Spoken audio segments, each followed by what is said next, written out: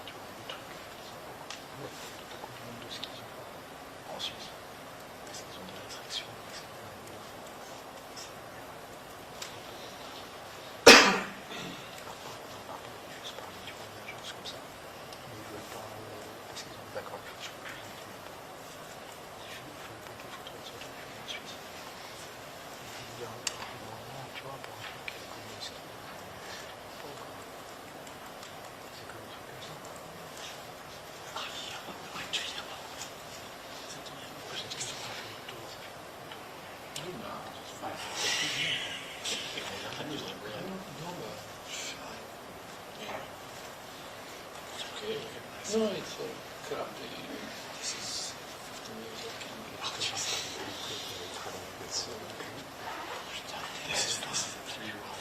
This is a 50-year-old. This is one course.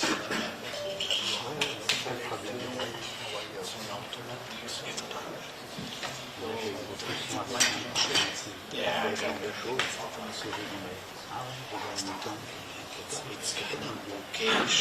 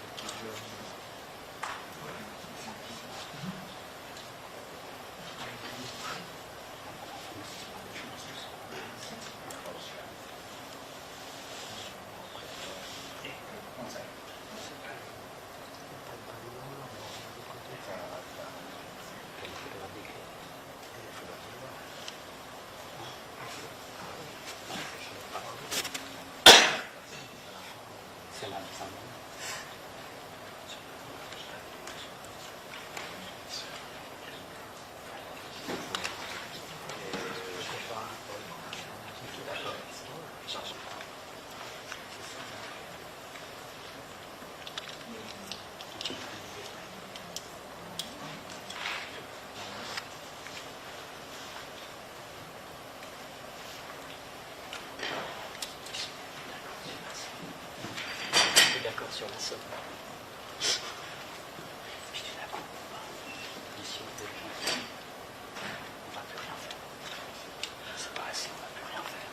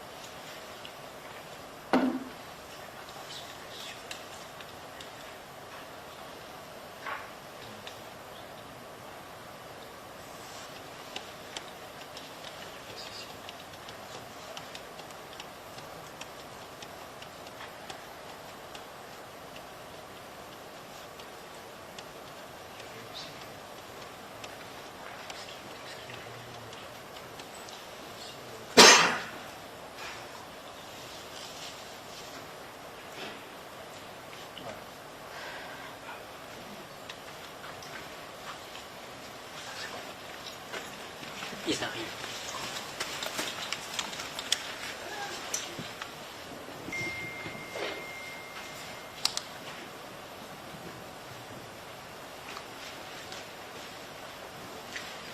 Good afternoon, ladies and gentlemen. My name is Tressa Finnerty. I'm the Chargé d'Affaires here at the U.S. Mission to the United Nations and international organizations in Geneva. Welcome, and to all first, Merry Christmas, Happy Holidays, and almost Happy New Year. It's a pleasure for me to introduce our senior guest from Washington, from the State Department, Jeremy Lewin. He's performing the duties of Undersecretary of State for Foreign Assistance, Humanitarian Affairs, and Religious Freedom, and also serves as the Senior Advisor to Secretary Rubio and the Director of Foreign Assistance. Also, Mr. Tom Fletcher, the Undersecretary General for Humanitarian Affairs and Emergency Relief Coordinator, OCHA, for the United Nations. It's my pleasure to turn the program over to Undersecretary Jeremy Lewin for opening remarks. Thank you.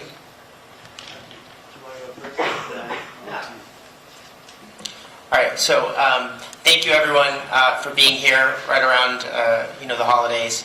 This is a really important day, and so I think we'll have communications documents, and I know some of the folks in the media have already sort of gotten a sense of what this is about. But there are a few points that I want to emphasize sort of at the outset, and then we'll welcome questions. This is a really important moment because this is the U.S. and UN working together on what a reformed, slimmed down, more efficient humanitarian complex looks like. It's, this is, first of all, thanks to the leadership of President Trump. When he came in to office. We encountered a humanitarian system that had grown beyond its britches, that was sort of unsustainable, that not only the United States but other donors could no longer support, that was wasteful. We also encountered sort of a system, the United Nations, that was not addressing its fundamental purpose of solving global conflicts, and President Trump has made it a critical part of his agenda to solve, the most challenging conflicts all around the world. Everything from Gaza, where obviously, the president's comprehensive plan is, bringing an end to that horrible conflict, to Sudan, to Ukraine. Obviously, President Zelensky was at Mar-a-Lago yesterday, and all around the world. And so, I think when we think about humanitarian action, too often we focus just on the delivery of aid. But what's most important is really that peacemaking. So President Trump came into office and he said this on the floor of the United Nations in September, he said, the United Nations has such incredible promise, and the United States founded that, helped found the United Nations and has been its largest funder for many decades, and we're incredibly proud of that. But at the same time, it hasn't been living up to its promise. And so I think today, this is focused on the humanitarian sector and the types of reforms that, working together with, leaders. I just wanted to thank Tom and his team for all of the work that they've done. This has been a long time coming. This reform, many of you will try to focus on the numbers first and foremost, but I think that's less important than the new model that we're announcing here today, which I think is the future of both how the UN orients its operations to remove duplication, to sort of cut some of that bloat, to make it more efficient, to make it faster, more flexible, more sort of able to respond to the 21st century challenges that, that humanitarian challenges that the world faces, but also the way that we fund the UN system, to make it more accountable, to have more insight into what they're doing, to be able to have more input, to correct things when they get off base, make sure that funding is advancing American national interests, that's efficient, that's delivering real life-saving impact, and to reorient the humanitarian complex on that life-saving impact and that core life-saving work. And so, those reforms, this is going to be a long process. There are going to be many people that are going to be upset, which is what happens whenever you do any reform. But we are really committed to this, and we think this is the first step in really accomplishing what's a very needed structural change that's going to allow the UN to deliver on that incredible promise in a new and better way going forward. So, with that, I'll turn it over to Tom and then welcome questions about what exactly we're announcing and how this is going to change the future of humanitarian action and the way that the U.S. leads and engages in the UN system. Well, thank you so much, Jeremy, and thank you, colleagues, for being here on this cold December day.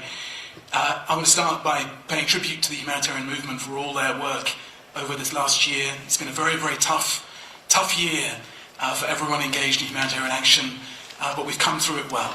And I'm feeling, particularly with this announcement today, more optimistic about getting out there and saving tens of millions of lives next year. Over the past 12 months, I've been in Darfur twice, in Gaza twice, I've been in Afghanistan, Syria, Lebanon, Myanmar, Haiti, DRC, and so many of the other crises where we work. And I've seen close up the amazing work out there, but also the scale of the needs. And I'm thinking, at this moment, of the young woman I met a month ago in Tawila, just outside Al-Fasher in Darfur, who had fled the fighting.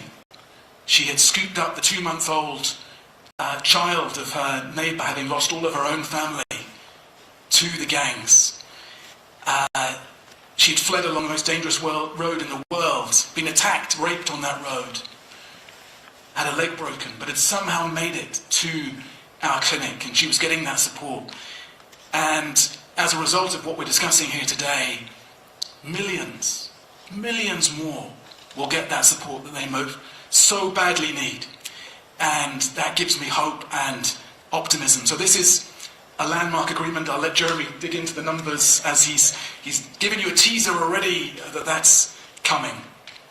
But a number that really matters here is that millions of lives will be saved across 17 countries. And I want to add my thanks to President Trump, to Secretary of State Rubio, and to Jeremy for this contribution.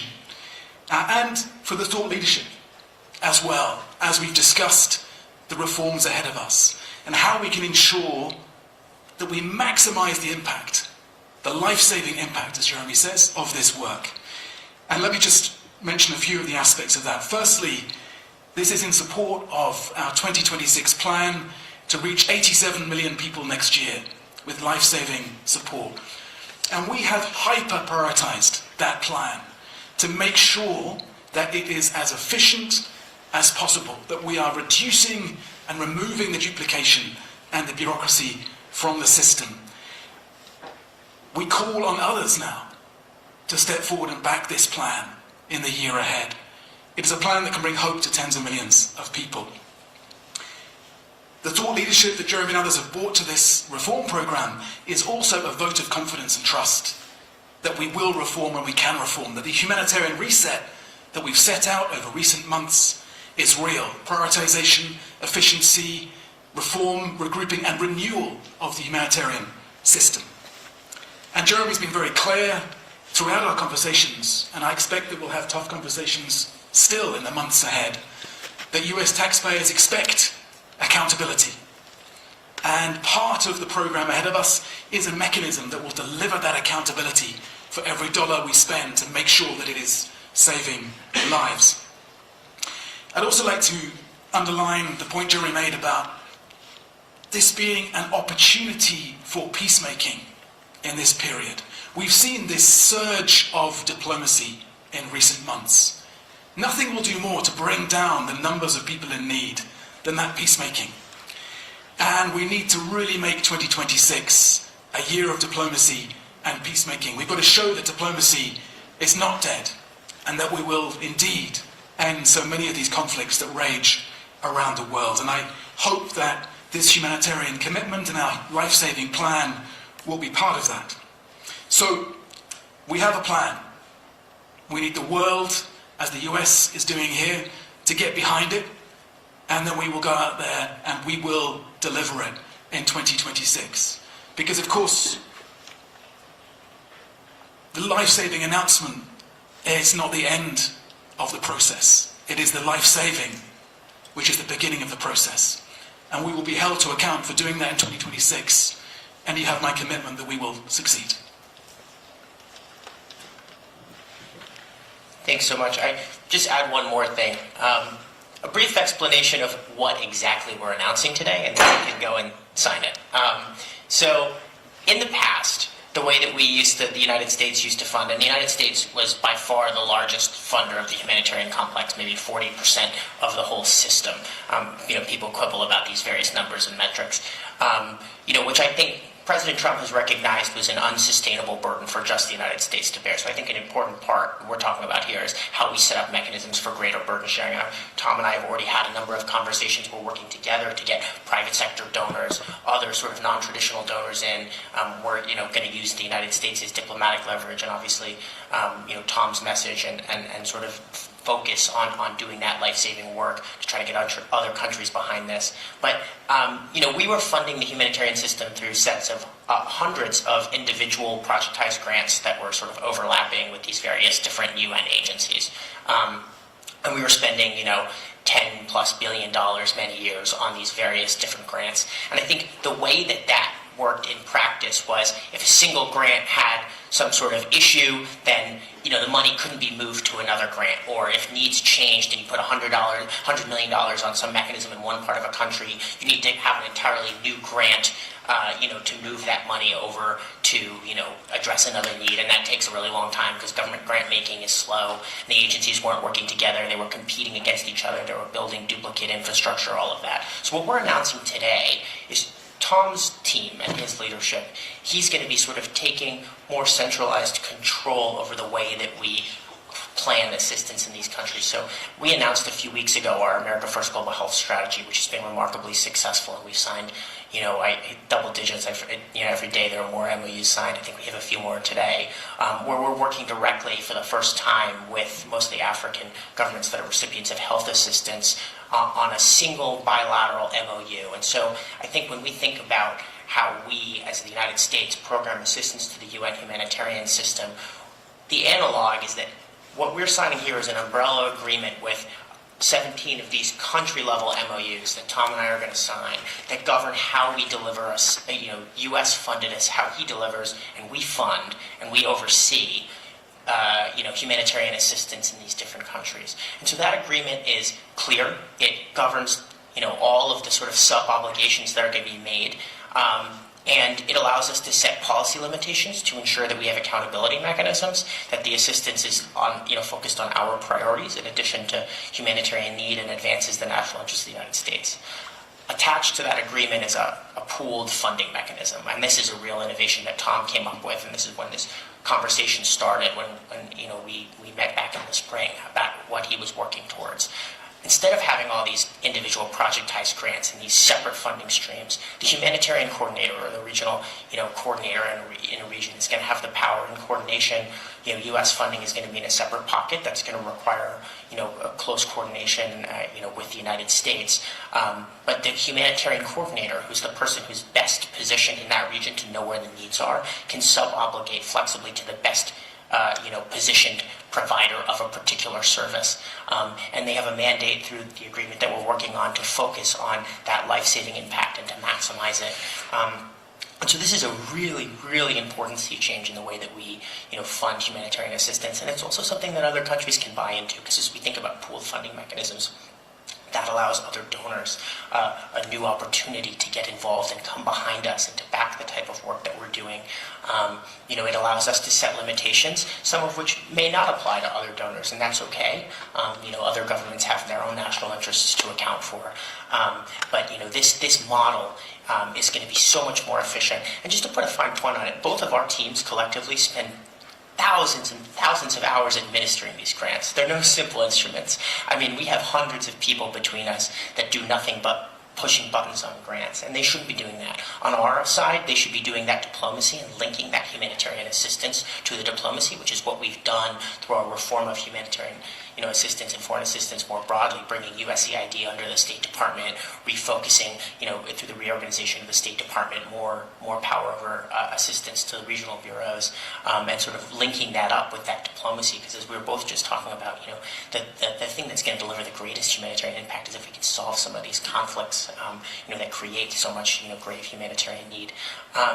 But our folks should be spending their time working with Tom's team on linking that diplomacy and humanitarian aid, on resolving problems that they have. For example, we were just talking about, in a lot of these crisis countries, a big challenge to delivering humanitarian aid, and the thing that makes it more expensive is, obstacles, whether it's a port or import conditions, or they won't let UN humanitarian workers into areas, and we have to be working together, U.S. and UN, and we can bring our diplomatic heft. The president is obviously the preeminent global peacemaker right now, and his envoys are all over the place. So when we can work together, we can bring those costs down, maximize the impact. And so that's what our folks should be spending our time on, and Tom's folks should be spending their time on actually delivering life-saving impact, not, sitting in Geneva or New York and pressing buttons on hundreds of different grants, and creating a financial web that decreases accountability and decreases efficiency. So I think that's a lot of what we're announcing today, and in connection with that, we're announcing $2 billion, which is a sizable commitment. A few things about that number. It is not our only commitment to this project. It is an initial anchor commitment tied to these 17 countries. As many of you know, our budget process in the United States is convoluted, to say the least. We do not have a fiscal 2026 budget. So, I think, as Tom said, we're going to be spinning up this new system, and we're going to hold him to account. I think he expects that, as he just said. We're going to see the progress in this system, and as it develops, we hope that we can continue to channel additional resources and add additional countries to the mix. This $2 billion is, we hope, not the end, but only the beginning of what's a partnership. I think through our calculations, it is about twice as efficient as the old system. So in order to achieve the same life-saving impact on the same type of activities in the old system, we would have had to spend nearly $4 billion. And that's, sort of not getting into all of the different savings associated with hyper-prioritization and cutting out sort of like, climate things and other sort of stuff that is not life-saving and not in America's national interest to support.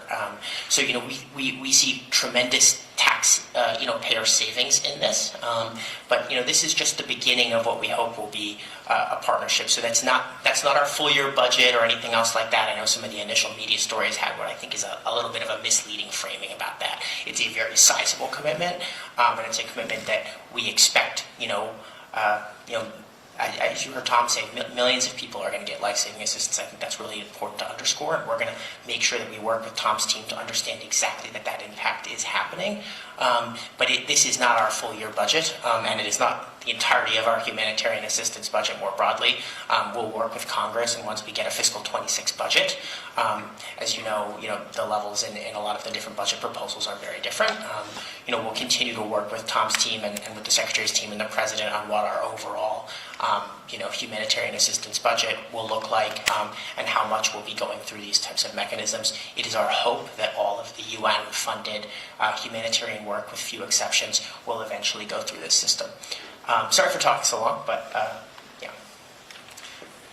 I know that colleagues will have questions, but just to underline that point, this is a significant contribution. It's a landmark contribution. $2 billion goes a huge way to saving millions of lives, and it anchors this plan for 2026, where we are seeking to reach 87 million people with life-saving support. Now, of course, this won't fund all of that. We're looking to raise $23 billion for that entire plan, and our work now is to go out and take that case to other donors to respond with generosity. I should note that the UAE has also come in recent days with $550 million for this plan, and I feel confident that others will follow.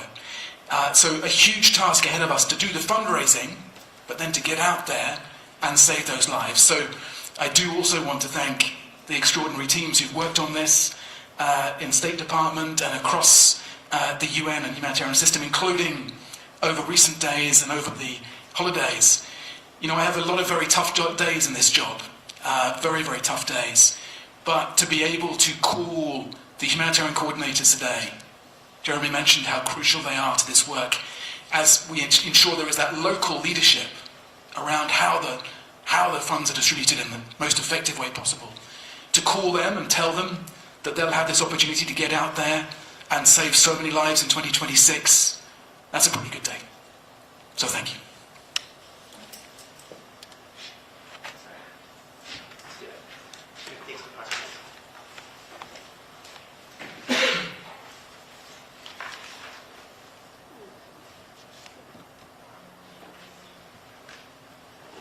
In the spirit of austerity, we didn't go for really fancy folders or anything,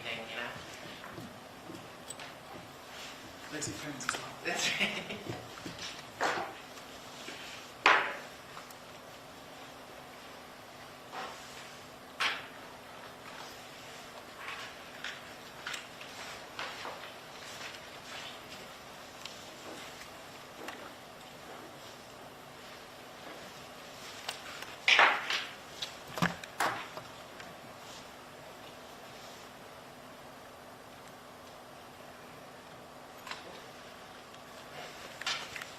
Oh, you want to stand up? Yeah, Stand here's a up. bit Stand nice. up. All right. We can do that. Excellent. Thank you so much.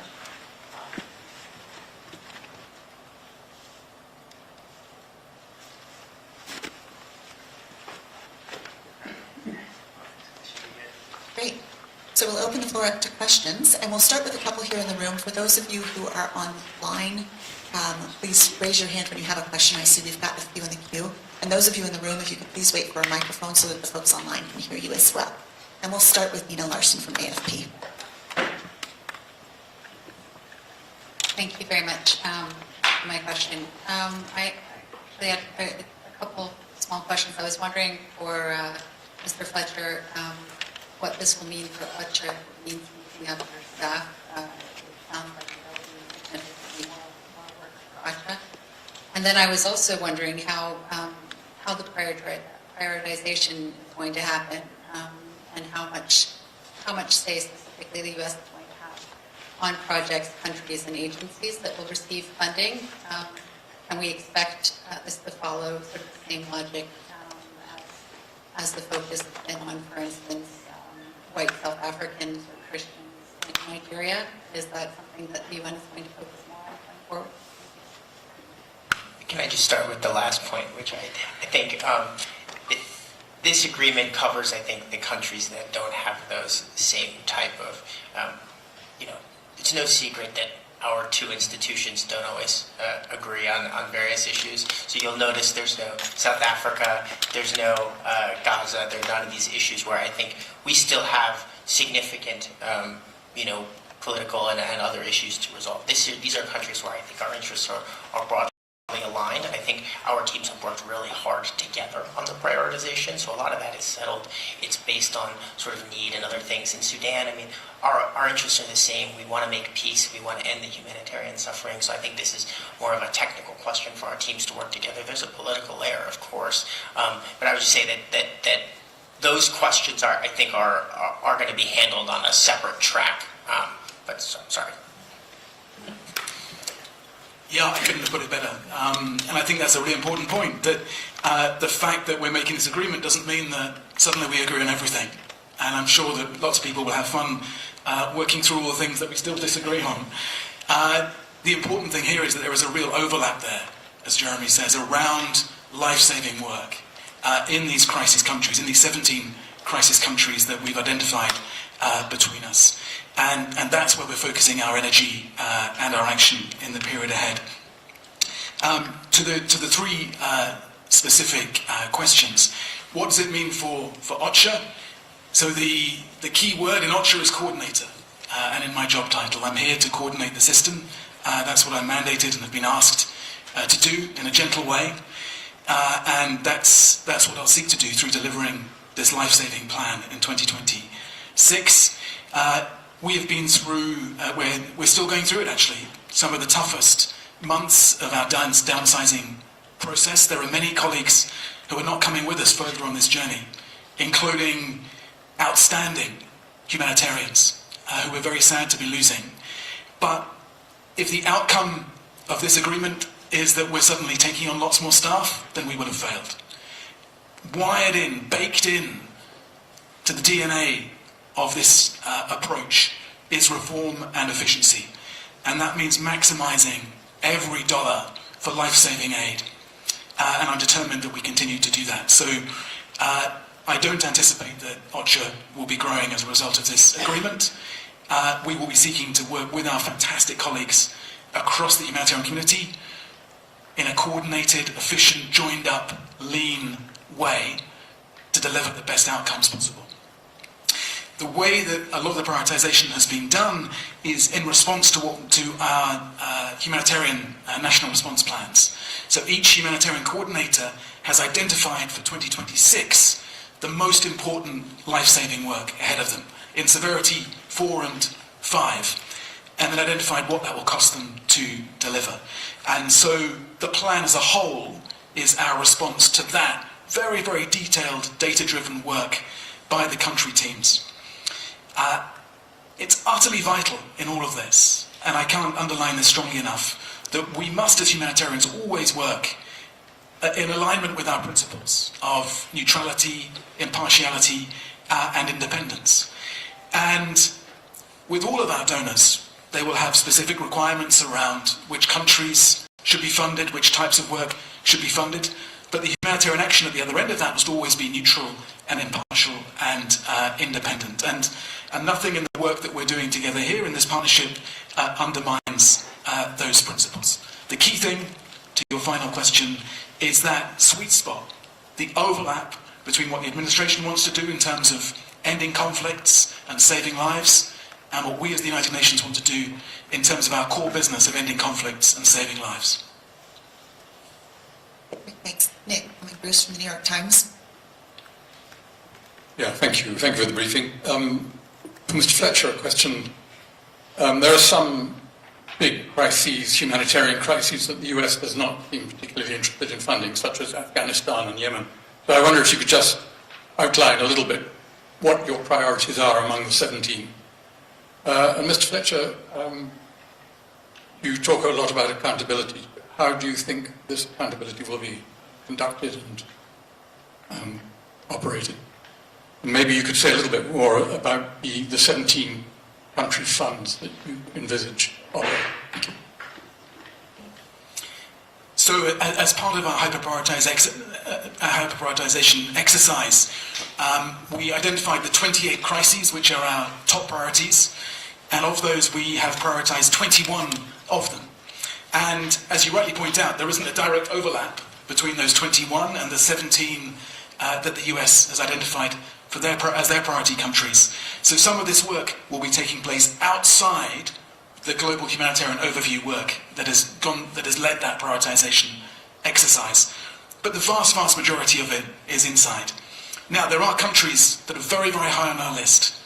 I mentioned that I've been to Afghanistan in the last year. Yemen is another one very, very high on the list, but there are others too. And we will, of course, be operating in those countries ambitiously as part of our life-saving plan, and going out to other donors to seek support for the work there. The US, and Jeremy may want to explain more the rationale, has decided not to support our work there. We've both touched a bit on the situation in Gaza, where there may be other announcements in the period ahead, but it's obviously an area where the priorities are immense and where our teams are working very closely together right now to save lives as Gaza faces a terrible, terrible winter. So again, there is work going on outside this plan. This isn't the entirety of our 2026 plan, but there is an immense overlap between what the US is funding and the areas that we've prioritized. On the accountability mechanism, the teams will be able to share in days to come more on the specific mechanism that we've designed to help us track the funding as it goes through the system, and to help us take much greater account of not just the inputs, the money that's raised, but the outcomes in terms of people reached with life-saving support. And that's a challenge for the whole system. It will mean doing things differently. And it's been a big part of my conversations today with the humanitarian coordinators, the ways in which we will be seeking to ensure the system holds itself to account, in order that I can also report, not just to Jeremy, but to other donors who also insist on this point, that we are maximising the life-saving aid with the resources that we get. Just to briefly touch on the countries, as I said at the outset, this is an initial tranche as we sort of work and scale up this system. It is not the sum total of our humanitarian work, either broadly or with the UN. Tom mentioned Gaza, where the President hopes to announce additional steps as we move into phase 2 of his comprehensive plan.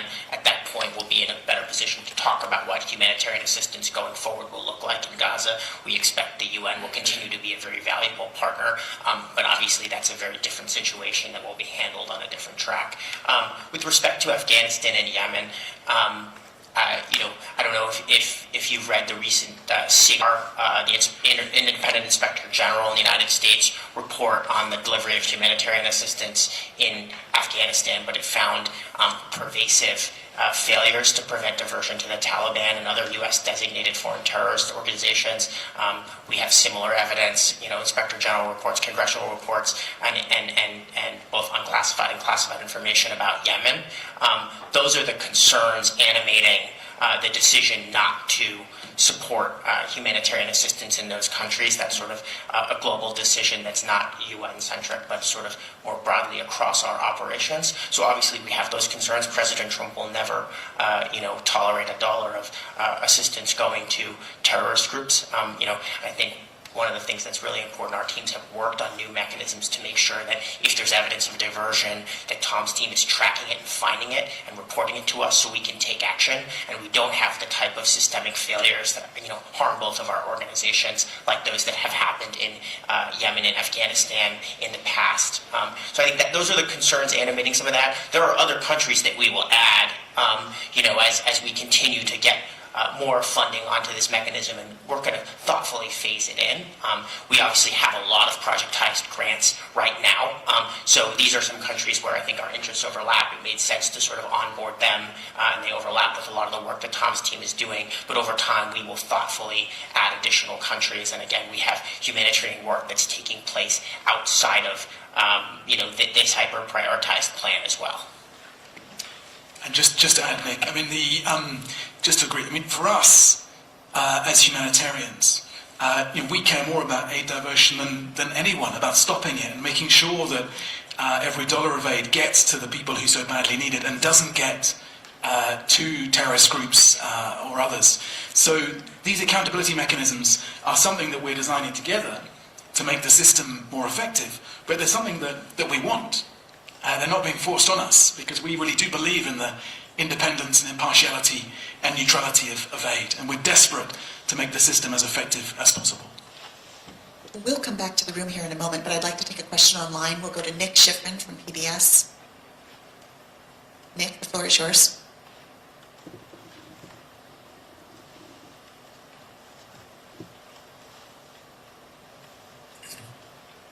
Thank you both very much. Mr. Milburn, part of the statement coming out of the State Department today, as you know, is a warning to UN agencies to, quote, adapt or die. You've talked quite a bit today about your encouragement on reform today. Could you talk a little bit about that threat, adapt or die? And Mr. Fletcher, I know that you guys aren't emphasizing the total number here, but, 2 billion compared to whatever the number was before, 5 to 10 times that, even if this is just the initial, are you worried that at the end of the day, there will be fewer people who need food will get them, fewer people who are sick will receive medicine, and more people who could survive with aid die with at the bottom line, lower aid assistance from the United States? Thanks. So just to talk about reform, President Trump has been very clear, and I think other donors have been clear that the way that the system was operating in the past was unsustainable.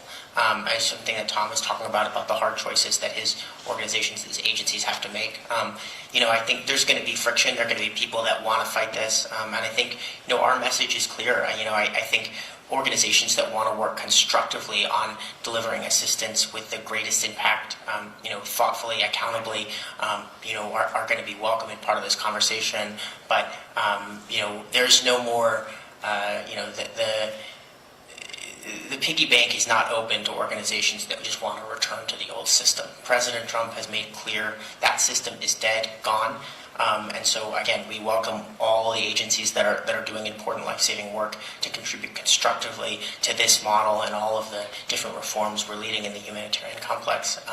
But those organizations that are stuck in the old ways, I think they're certainly not going to find funding from this administration. But I think, if you're being honest, they're not finding funding from other developed donors. Most of the G7 countries, France, the UK, Germany, have all cut their humanitarian assistance budgets by like 50%, Japan as well. I think it's clear that those organizations need to, they need to reform, or, as the release says, they will die because they don't have the funding to sustain their operations in that old sort of inefficient model. I think that's a reality. President Trump as a businessman and this administration as a business-focused administration takes the sort of private sector approach to this, which is if you don't have the revenue streams, if you don't have the funding streams coming in, you need to cut costs, you need to reform, you need to find new ways, to do the work that's important to your organization, and that's the message, to the UN humanitarian organizations. Before I let Tom answer the second part of the question, I'll just say again, this is, we do not have a 2026 budget. This is an initial contribution to a broader plan. And as we were talking about, we're going to fill a lot of that gap that the U.S. was paying a disproportionate share of the humanitarian system by going around and getting other donors in, by getting the private sector donors in. And that's a lot of the work that Tom and I are going to work together on. But also, we've cut those costs. And Tom already talked about how, the appeals in some of these previous years were including a lot of stuff that was not life-saving, right? When we talk about, we're trying to fund every dollar and then some of the stuff that's really saving lives, and not some of the things that I think, in a different funding environment we're getting funding. But also, it's incalculable the human suffering that's prevented through the hard work of diplomacy that President Trump is doing to prevent armed conflict. Those costs have ballooned in recent years because the Biden administration sat by and let all of these wars and conflicts fester and get worse. And they said, we'll throw some humanitarian aid at the problem. But that's not, no one wants to be an aid recipient, right? No one wants to be living in a UNHCR camp because they've been displaced by conflict. So the best thing that we can do to decrease costs, and President Trump recognized this, and that's why he's the president of peace, is by ending armed conflict and allowing, communities to get back to peace and prosperity. So I think, at least from our vantage point, this is not the end of the discussion. This is as we start to onboard, onto this new system. But I think we can do a lot more work for less money, working together. And I think that's what this is all about. But Tom, over to you. Many thanks. And yeah, Nick, adapt or die is pretty strong. It's pretty robust language, but we've had a lot of robust language over the past year, and it's been a kind of rough wing. But I think the response from the UN agencies and the humanitarian movement more broadly is we're adapting. If that's the choice, we're keen to demonstrate that we are already adapting, and you see that through the UN-80 initiative that the Secretary General of the UN is leading with such conviction. You see it through the humanitarian reset that I've described already, which has been set out by the entire humanitarian sector as our blueprint for change and reform. Much clearer definition around life-saving work, much stronger delivery and removal of inefficiencies and bureaucratic delays and inertia and layers, and that devolution of power out to the local leadership level to make sure that decisions are made as close as possible to the communities we serve. So, if the choice is adapt or die, I choose adapt. On the overall number, 2 billion is a big number. It's a very, very significant landmark contribution. And, a month ago, I would have anticipated the number would have been 0. And so I think before worrying about what we haven't got, I'd like to look at the millions of people whose lives will be saved, whose lives will be better because of this contribution, and start there. And we will always set out confidence in the system and in the reforms ahead of us that will, I hope, bring more support in the future. So this is the beginning of a partnership, and I'm confident we can make it work. Excuse me, we've got Imogen Folks from the BBC online. If you'd like to ask a question, the floor is yours.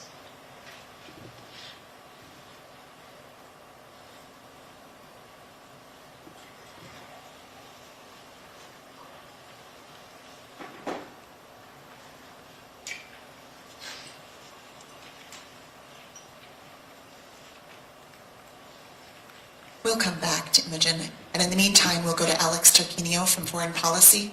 The floor is yours.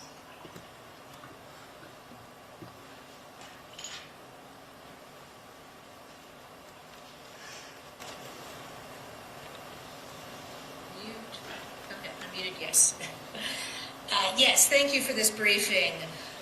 First, are we going to get a list of the 17 crises that the U.S. has decided to fund from this $2 billion contribution?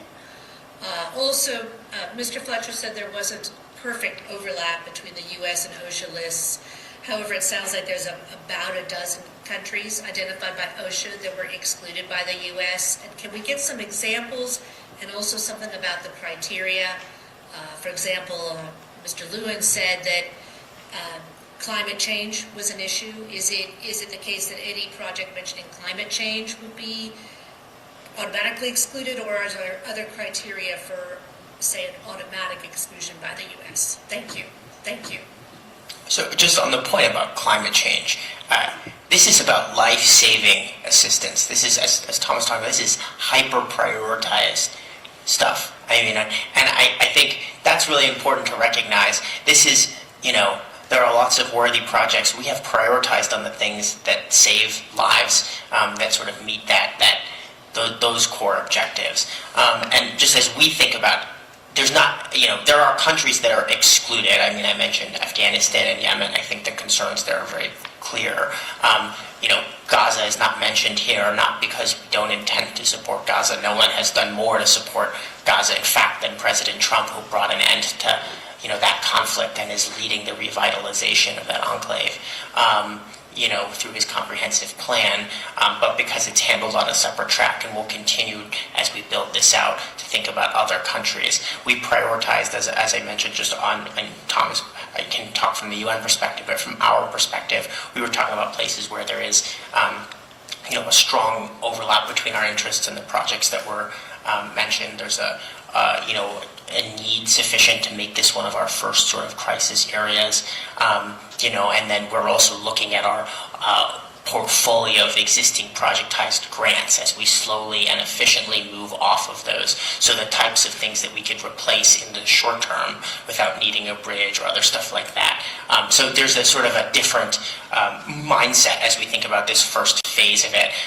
But then just before, I hand it back over to Tom, on the point about the $2 billion, I think I know everyone wants to compare all these numbers and everything, but I think as Tom said, $2 billion is a huge commitment from the United States. I would challenge anyone else. I would love to see another country in the world or another actor step up and beat us, right? I mean, I'd love someone else to give $2 billion to have this impact, but I'm not sure that anyone is stepping up to do that. And, the United States is still the country that's writing a $2 billion check, and at a time when we have so many challenges at home. Obviously the president has done so much to contain the epidemic of drug abuse and, overdoses, and we have, crime, migration. We're trying to revitalize our economic sector and our manufacturing base after decades of neglect, by globalists. So I think, it's so important that we underline that $2 billion is a huge commitment, and it's something that we take really, really seriously, which is why we've worked so hard with Tom, and we appreciate his willingness, and commitment to doing this right, to making sure that every single dollar delivers real impact. But, before you dismiss it by looking at some chart, $2 billion, as Tom said, means millions of people are going to get life-saving support, and it's also a really significant contribution from the United States that says we're still the most generous nation in the world. And you know what? I would challenge any other nation to go beat us. We wouldn't hate that. We want to share the burden. If another country wants to come in and give 2.5, great. But this is a really serious commitment, and I think will help also set the table for that burden sharing, because this is a big anchor commitment that allows us to build off of and go to other donors. Tom mentioned the Emiratis, who I think are coming back to funding this type of action after a few years of not funding the system. I think concerns, many of which are similar to our concerns in previous years. Just to underscore that. Many thanks, and just to agree that I would also love it if other countries want to come in at that scale, it's part of my job over the coming days to get out there and make that case to others. We will have a list of the 17 countries, so you can see all that, the detailed work underpinning this agreement. Just two thoughts in response to the questions. One, right now, my teams are out there responding to climate disasters, crises, hurricanes, and so on. And that work won't stop happening. But the agreement with the US is to fund other parts of our life-saving work. It's for, our donors, this isn't the first time this has happened. Our donors give us clarity on aspects of our work they would like to fund and aspects that they would not like to fund. But that won't stop that important work happening elsewhere. And second point on this distinction really between emergencies and the broader work of the UN. My job is I'm the emergency relief coordinator. I coordinate humanitarian support. There is fantastic work going on across the UN family, including building resilience in societies, thinking about issues of climate, thinking about building long-term sustainable economies. But that's separate to this agreement. This agreement is around emergency life-saving work. And my job, as I say, is that I'm the emergency relief coordinator. I'm not the global welfare coordinator. That's for other people to do, and they're doing it brilliantly. Okay, we're going to try again with BBC. We might differ on how well the global welfare coordinator at the UN is doing. That's an area, that's a separate point. But I think just to underscore, this is really focused on one particular thing, and that's what we're focused on funding here. And there are separate conversations to be had. Obviously, a lot of those other types of things are things that the president has said very clearly the United States taxpayer doesn't need to fund, but life-saving aid is something that the president and secretary have continuously said is a priority for us, and that's what we're delivering on through this agreement and these reforms that we're working together on. Okay, over to you, Imogen. Yeah, thank you very much. Sorry about that. For Tom Fletcher, I hear what you say about countries obviously sometimes deciding how they want to spend their money, but humanitarian aid is supposed to be neutral, impartial, and to the most in need. How, with this arrangement, can you guarantee that those fundamental principles of neutrality and impartiality to the most in need will continue? And to Jeremy, just to come back to Afghanistan, are you ruling it out entirely? I'm just thinking about some of the reporting I've been doing recently about the situation of women and girls in Afghanistan, the fact that, for example, maternal health clinics or mother and baby clinics have had to close because the funding is not there. Are you really ruling out funding something like that because it's Afghanistan? Thank you.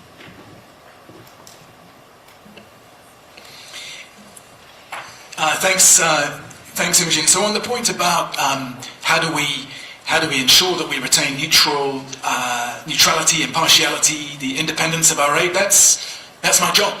And I've got to be held account for delivering that. And member states will hold me to account.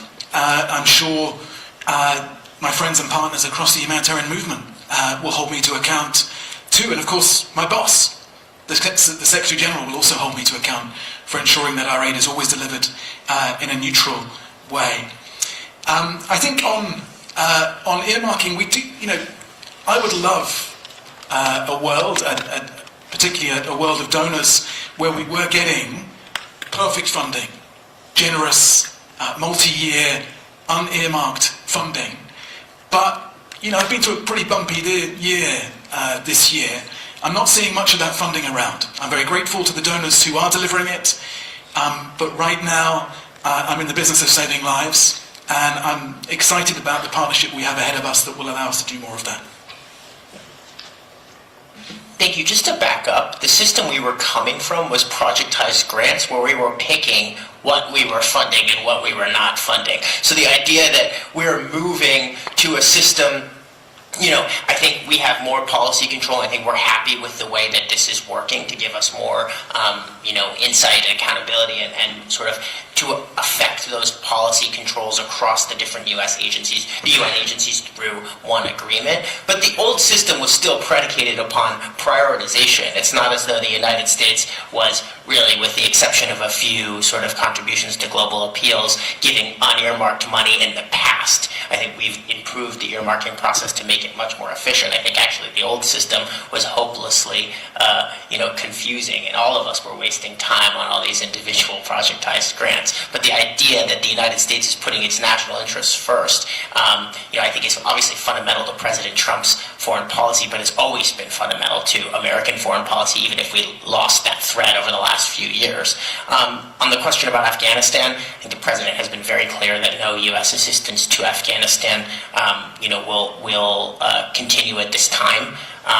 That doesn't mean that if circumstances change, there wouldn't be the opportunity to fund work there. But, for the moment, the president's direction is very clear. The risks of diversion and funding the Taliban are simply too great, for this administration and President Trump, to allocate our scarce taxpayer dollars there. We just have time for a couple more questions, so we'll come up front here to Reuters, and then we'll take one more online. Good afternoon, thank you very much. If I may just get a flavour from you both of the top 3 countries that you will be focusing on under this new arrangement. And I just want to clarify that the funding is exclusively focused on country funding, or whether some of it will be going to Central Emergency Response Fund. And secondly, you pointed there, Mr. Lewin, to a hope that all the UN-funded humanitarian work, with a few exceptions, will eventually go through the system. My question for you, Undersecretary Fletcher, is under that new model, is there a risk that aid is going to be becoming more politicised rather than needs-based? Thank you. Yeah, I would say on that point, as Tom and I have both been saying, the U.S. is not the only and cannot be the only humanitarian donor, and so I think they have other donors that we're going to be talking to about some of that work. I think, again, the United States attaching conditions is the way that it's always been, right? I think we're doing it with much more precision, much more control, much more efficiency now, but I think that's always been the way that it's been. There have always been places that the United States has offered significantly more support and places that it's offered less. President Trump is obviously making our national interest a priority on our foreign policy, so we think that prioritization from our perspective is sharper now, but this is not, it's always been the case that's been a thread in the way that the United States has funded the system, and there are other donors that have different priorities, and that's Tom's job, to figure out which of those donors will support that other work. In terms of the countries that I think we're focusing on, I think Haiti is an important one. I think that's an area, just to take a step back, there's this narrative that the United States is no longer leading the UN system, and I think that's completely false. Just because the president has pushed the UN system to take dramatic reforms does not mean that we do not continue to lead in it. President Trump's, landmark Gaza plan was approved, I think unanimously, but by, or certainly with maybe a couple of extensions by the UN Security Council. Haiti is another area where we worked very closely with our partners to get that enlarged gang suppression force together to help improve the security situation, in part to help with the delivery of humanitarian assistance. We're excited to work, with Tom's team on delivering assistance to Haiti in our own hemisphere. That's something that's very important to the Secretary, to Secretary Rubio. I think Syria is an interesting example where I think we're excited to work together. Syria is a place where Tom has set an ambitious goal of really sort of hitting it hard this year with humanitarian assistance and then leaving, because with the new government taking control of that country and sort of bringing stability again, they no longer need so much humanitarian assistance, and that's a tremendous success story. And so I think that comports with the president's agenda. Obviously, we're working hard to get the Sanctions and Caesar Act, removed, and sort of trusting, but verifying in the leadership of that country's fledgling government to sort of bring the Syrian people, after so many years of war and suffering, out, to peace and prosperity. So Syria is a place where we're working together. That's another thing, place that's important. And Sudan. Sudan is so important. It's probably the place with the worst humanitarian suffering in the world right now. The Secretary and the President have spent tremendous time, Senior Advisor Boulos and others, working to try to resolve the conflict. That's hard work that remains ongoing. But this contribution, some of this is going to go to Sudan, and I think we're hoping that we can get additional support from other countries for Sudan, where there is so much need, and then we're going to be able to link that up with our diplomatic work, to make sure that we're both resolving the conflict, but also resolving access issues. I know that Tom's working very hard. He's been to Sudan, getting access to those places, because we could write $1 trillion check, but if you can't get it to the people that that are in need, it doesn't matter at all. So I think for me, those are maybe the three of the biggest countries that I'm most focused on. Yeah, I very much agree. Sudan is at the top of our list in terms of people in need. And just so to actually reassure you in a second point then, the plan that we've developed for 2026 is based completely on needs, on the people in need numbers that our humanitarian teams in country have pulled together. And Sudan is the country crisis that has the highest number of people in need. As I saw again, for the second time in a year when I went to Darfur last month. I think it is a good example as well of the way in which we hope that this humanitarian action can work alongside the effort towards peace. And I'm in almost daily contact with Mossad Boulos, as President Trump's envoy on Sudan, and he was personally engaged in helping us get the access to Al-Fasher over recent days, actually on Friday, that we wouldn't necessarily have got without his intervention. My recent visit to Gaza took place with strong support and partnership from Special Envoy Steve Witkoff and Jared Kushner and the team, without whom I probably wouldn't have got in to Gaza so quickly. So this can go alongside that essential peacemaking, which ultimately will bring those numbers down. Jeremy mentioned earlier on the access challenges we have. Al-Fasher is a great example of that. Another is Goma, DRC, and a large chunk of this funding is going to the DRC, where if we can get Goma Airport open, we can then deliver much more life-saving aid at scale. So you need the funding, but you also need that access work. And our teams are working very closely on that. It's important to mention Haiti. I'm very pleased that Haiti is in the plan, having been earlier this year. There are a number of crises which have been really badly neglected by the international community as well. South Sudan, where I'll head in the next few weeks, is in the package. Myanmar, which I recently said was the most neglected crisis, is in the package. Chad, where you've got that overspill of a refugee crisis from Sudan. Bangladesh, where you've got a huge refugee crisis overspilling with the Rohingya. So some big crises there that we'll be working on together. And I'd reinforce the point on Syria, where I do see the challenge this year as supporting the new administration as it builds up that response and resilience, and then working with the other parts of the UN and global system, the UN Development Programme, the World Bank and so on, to build the long-term, durable, sustainable response so we can move away from the emergency humanitarian response. Finally, yes, there is a contribution as part of the overall budget to the emergency response fund as well, which will help us be ready for these sudden onset crises, the ones that we can't predict so easily. And on that point, I think our teams are going to work more closely than ever on that. Our response to Hurricane Melissa was very robust. Category 5 hurricane. I think I'd encourage everyone to go read. There's a Council on Foreign Relations piece that sort of rated our response versus sort of what USAID would have done in the past. So that's a capacity we built up very quickly, and so we have the DART teams and all of that response on the U.S. side. But being able to contribute to Tom's efforts too and work really closely together when those sudden onset crises come together is very important. So there is a contribution to the SURF. I would note that we have a couple of sort of limitations that our sort of like law and policy dictate, but in general that's going to be very flexible stuff that's going to help us respond together to those emerging crises. Great, thanks. And our last question for the day is going to go to Gabrielle Elizondo from Al Jazeera English. Gabrielle, the floor is yours.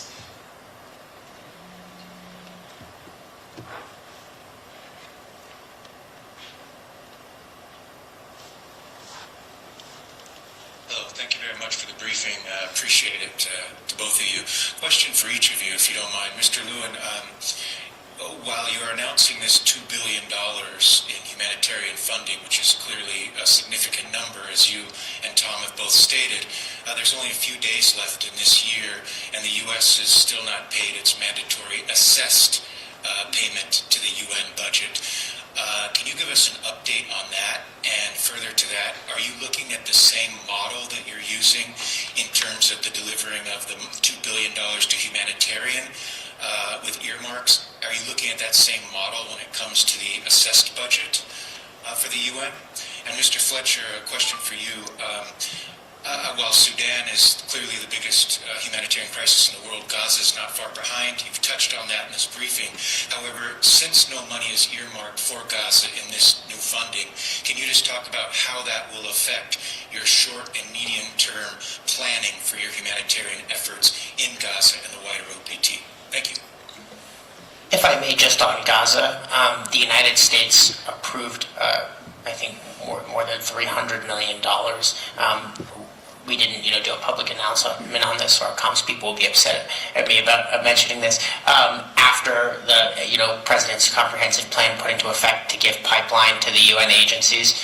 So again, as we think about when the president announces the next phase, we will be working to get additional donors in and to do pooled funding and have a separate mechanism for that. But we are in very close coordination to make sure that there's not a pipeline break, that there's adequate funding to ensure that the important life-saving work in Gaza remains ongoing, consistent with the president's plan and its emphasis on ensuring that the needs of the people of Gaza are met.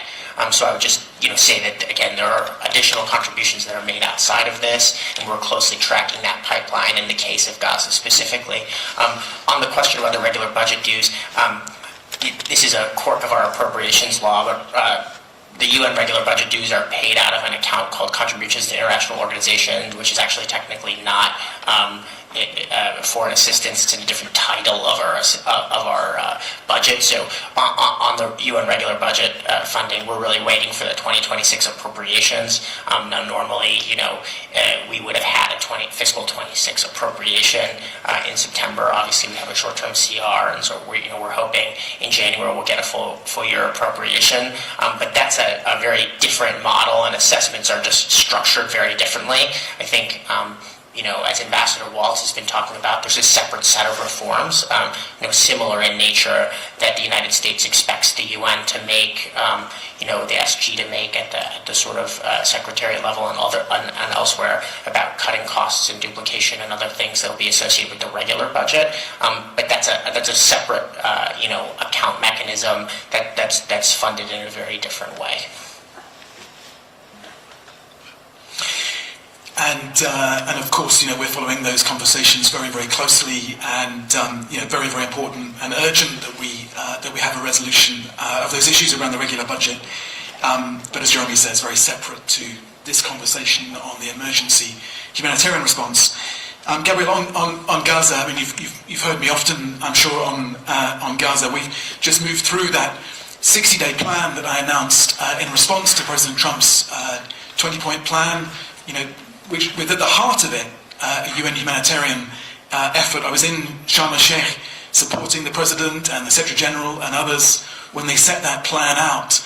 And it has made a huge difference. We're feeding over 1 million people a day in Gaza right now, which is a complete game changer from before the deal when we were facing so many restrictions. Now, do we want to do more? Of course we do.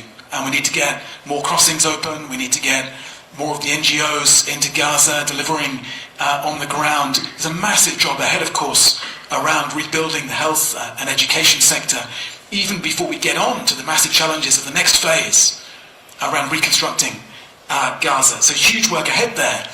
But the conversation, the dialogue, the partnership that we've had since that ceasefire deal with our American colleagues has helped us move immense amount of aid in. And it really has been a game changer. My big concern right now is around shelter for the winter. I think we can all see the devastation for people in Gaza right now with the heavy rains that they're facing. But we're working on that day in, day out, and our teams on the ground are in close contact with our American colleagues working on those issues as well. Let's wait and see what announcements are coming out in the coming weeks. This is obviously a major priority for the President and the administration. And of course, we continue to call on other donors to step up as well and continue to support that life-saving surge of support into Gaza that is so badly needed. Thank you. And with that, we've come to the end of our conference here. I'd like to thank everybody for dialing in and everybody who joined us today in person. And thank you, of course, to our speakers for your time today. Thank you.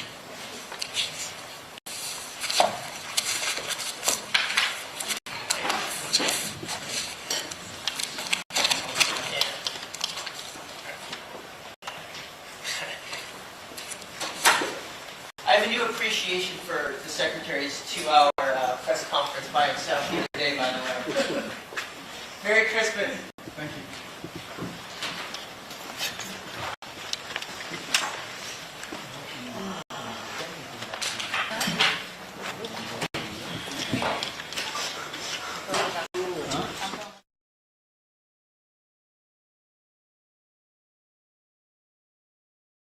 Thank you.